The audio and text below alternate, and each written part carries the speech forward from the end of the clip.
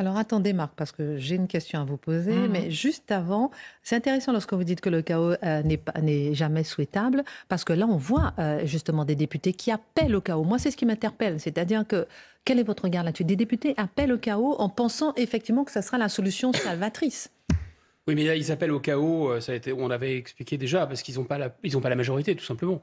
Donc c'est un moyen pour eux, c'est une sorte ils font appel, comme on fait appel Non juridiquement, et mais ils font appel à la non, rue non, mais en c'est fort. disant que, voilà, mais c'est vraiment une preuve de faiblesse plus qu'autre chose. Ils ajoutent le chaos au chaos. En fait, moi, je suis pas contre la violence politique, je suis contre la violence politique à l'intérieur d'une démocratie. Puisque normalement, la démocratie purge la violence politique. Quand vos idées peuvent prendre le pouvoir par les urnes, vous n'allez pas sortir les couteaux, ça n'a pas de sens.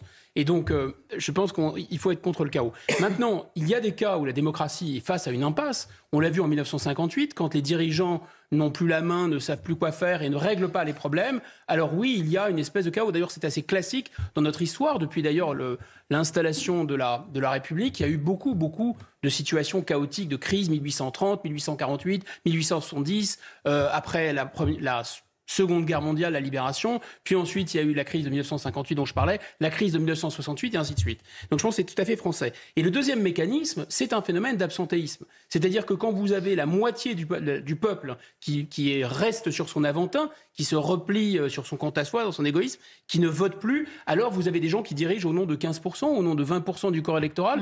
Ils sont légaux, mais ils ne sont plus légitimes en réalité.